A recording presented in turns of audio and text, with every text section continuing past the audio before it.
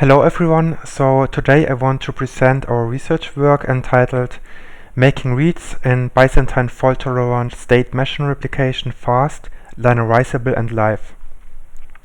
I will start by first explaining what that title actually means, in particular what these properties are about. And this is why I want to first recap some background.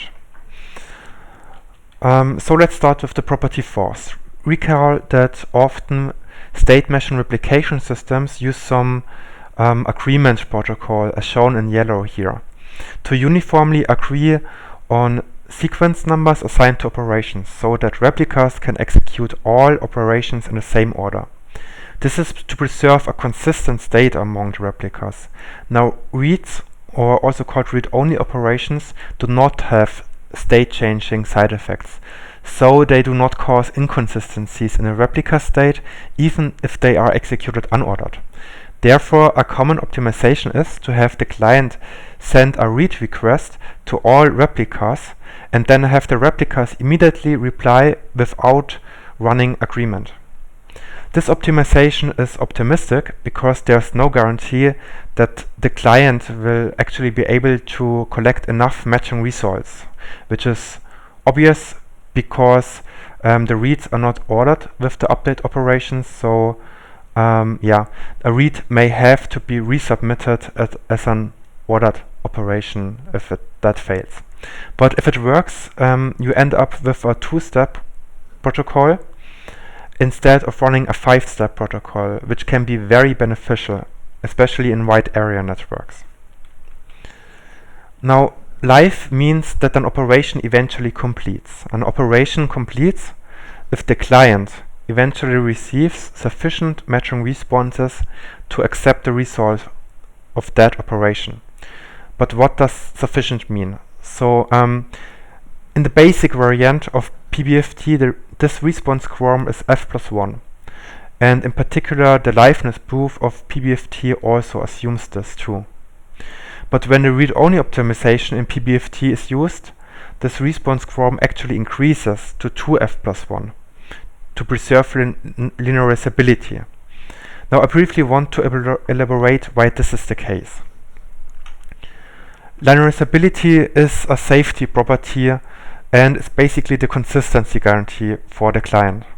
So roughly speaking, linearizability means that the client has the illusion as if interacting with a single centralized implementation which atomically executes operations one after another. So the state machine replication systems needs to provide this behavior for all operations, reads and updates alike. In particular, for example, if a client issues an update and it completes, then a subsequent read should reflect the result of the preceding update operation. When we use unordered operations in a system, like with reads, then we need to make sure that we can still provide the linearizability guarantee. So the read-only optimization has implications on the response quorum, which is the number of responses a client needs to wait for before accepting a result. Now, in crash fault-tolerant systems, you might want to read just locally from a single replica. But reading from a single replica in a live way can invalidate the linearizability guarantee. This is because, for instance, you can update the majority of the system. For instance, an update operation might complete with the responses gathered from the blue set here, but the read is later served from a different replica which hasn't yet committed the newest state. So you might end up reading an old value. In crash fault tolerant state machine replication, you can avoid this problem by employing, for instance, leases, which are temporary rights for replicas to update the state or portions of the state. So then you can read from the replica which has the lease. In Byzantine fault tolerance, this is a little more complicated. Now, the minimum number of replicas you need to contact will always be f+1. This is because fewer replicas would mean that you may end up collecting results only from possibly Byzantine replicas. But using f+1 as response quorum for reads can still lead to stale reads, because it is possible that you read from replicas which haven't yet committed the newest state. Now, if you increase only the read response quorum, but not the update response quorum, for instance, if you increase it to 2f+1 or more than 2/3 of the system, then this can still lead to stale reads in the system if there are failures. This is because the intersection between the read and update response quorums can contain only Byzantine replicas, which could incorrectly respond with outdated values, and this could lead to outdated reads. Now, in order to preserve linearizability when using read-only operations, the client needs to wait for 2f+1 matching responses for both read and update operations. This ensures linearizability. Basically, this is because there will be always at least one correct and up-to-date committed replica in every response, in every intersection between response quorum of either read and update operations. So this is what prevents stale reads from happening.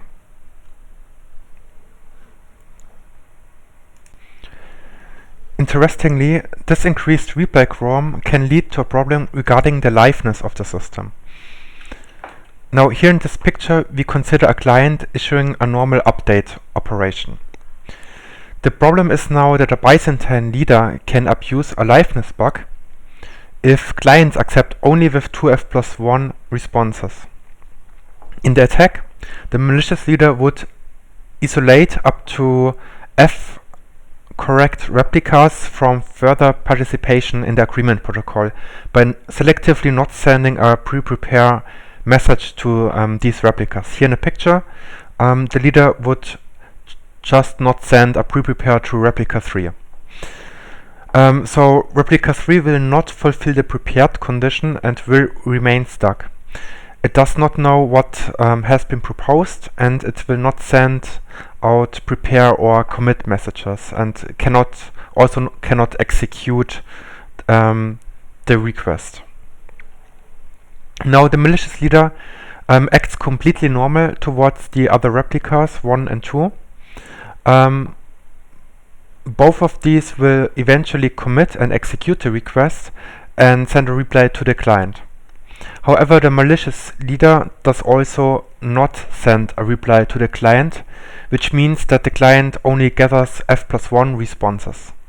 Since the client needs to wait for 2 f+1 responses necessary to guarantee linearizability, it will eventually run in a timeout. So what happens after that? The client may retransmit the request, but that will be of no use, because the Byzantine leader can just indefinitely perpetuate this attack. In particular, the leader can block specific clients or specific requests forever, which means censorship to his liking, by selectively not sending responses. The leader can also avoid being replaced by the f-isolated replicas. This is because f+1 replicas are a necessary requirement for initiating such a leader change. Another problem can arise if the state transfer only transmit the application state. In this case, after completing a state transfer, a correct replica knows the recent application state, which means it knows the state after execution of some request, but it cannot respond to retransmitted operations because it did not execute the operation itself and does not know the reply that needs to be sent to the client. Therefore, if a client retransmit a request, a recovered replica might be unable to respond, and the client will just keep trying to retransmit. Now, there are many BFT SMR protocols that come with a read optimization. Of course, these protocols all differ in their design, but often some design decisions have been inherited from earlier protocols, in particular from PBFT. So we briefly checked if this vulnerability we explained before also occurs in the other protocols, and I won't go into details here, but the takeaway message is that some of these BFT protocols are also vulnerable to the attack presented, and basically this is because they inherit this vulnerability from PBFT. This was a big motivation for our work. And of course there are also some BFT protocols that just do not have this problem. Another motivation is that the protocol performance can actually benefit from the read-only optimization. Here we benchmark the performance of reads against writes, which would basically mean if no read-only optimization is available, all reads have to be issued as write requests. And it shows that the reads perform better in a local area network, which is mainly because skipping the agreement pattern means less overhead in the system. Also, the read-only optimization can be very beneficial in wide area networks, where latency of running a 2-step protocol is significantly lower than running a 5-step protocol. This result needs to be considered with a little grain of salt, because since the read optimization is optimistic in situations when there is a high write congestion in the system, the read-only operations might not go through and might need to be resubmitted as writes. So the benefit of the optimization can depend on the application. So if the application is to mostly read, then the read-only optimization should definitely be considered.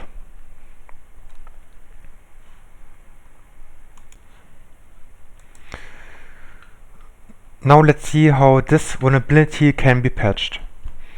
There are a few requirements for our solution. So first of all, commit messages need to be signed, and a proof is a list containing a quorum of 2f+1 commit messages for a value for some consensus instance.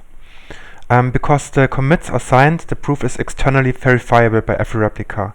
This allows us to show a decision and proof to any other replica, and then the proof is sufficient to convince the replica that the decision is correct. Verify is a function to check if the proof for some value in some consensus instance is valid or not. The first naive solution is decision broadcasting.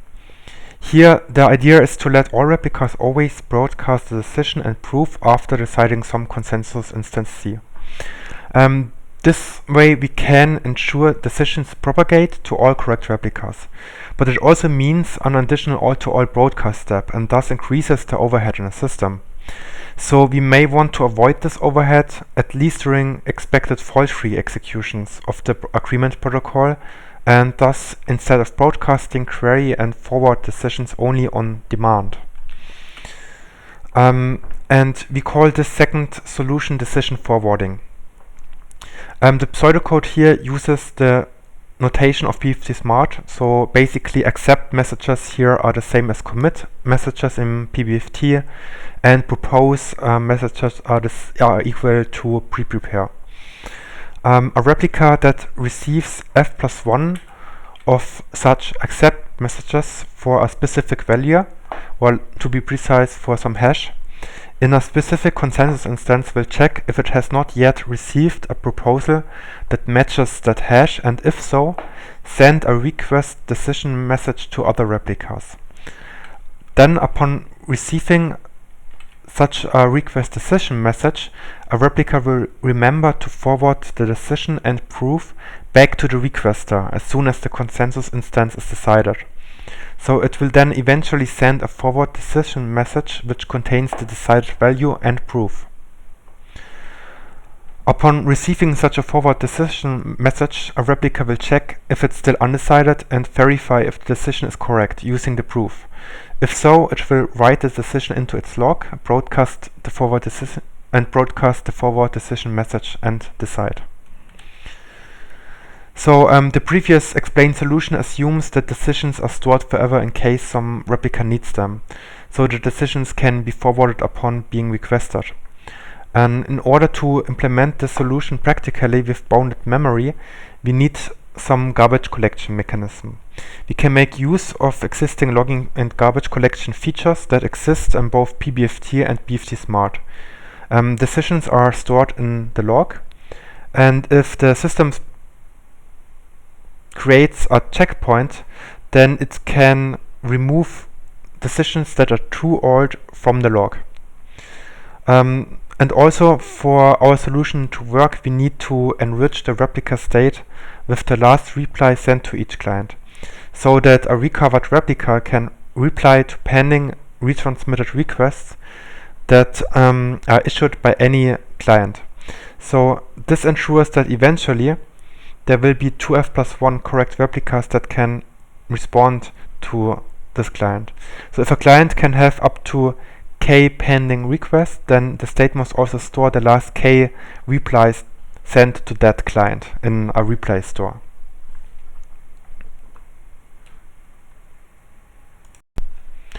Now we will have a look at the evaluation. We implemented both solutions, decision forwarding and decision broadcasting, in BFT Smart, and also variants in which the leader conducts the isolation attack, which is only for evaluation purpose. We employ two experimental setups. The first one is a local area network setup, in which we have 4 replicas hosted on separate Ubuntu VMs. We launch an increasing number of clients, up to 400, to generate higher workloads during the experiment, eventually saturating the maximum system throughput. To measure and compare the latency of operations, we also use a wide area network setup. Here we employ the Amazon cloud for placing replicas in different regions. So we employ Virginia, Ireland, Sao Paulo and Sydney. We also distribute clients across these regions on separate VMs. Now we first conducted a performance comparison in fault-free operation in our local area network. So it shows that decision forwarding performs similar as the standard BFT Smart protocol, which we expected, because it has the same message pattern during fault-free operation. However, decision broadcasting leads to a noticeable decrease in performance due to the induced overhead of having an additional all-to-all broadcast phase. Then we evaluated how both solutions compare when a malicious leader conducts an isolation attack.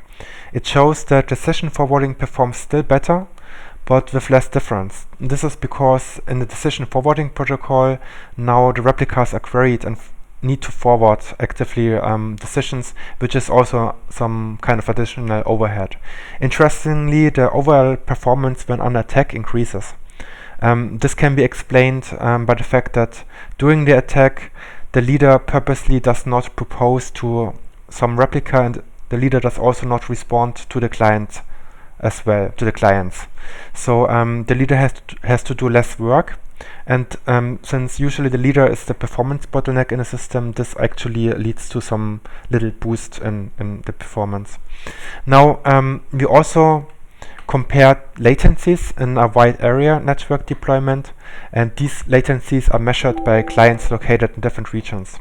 On the left side you can see that for decision forwarding, latencies increase when the attack takes place, and on the right side you can see that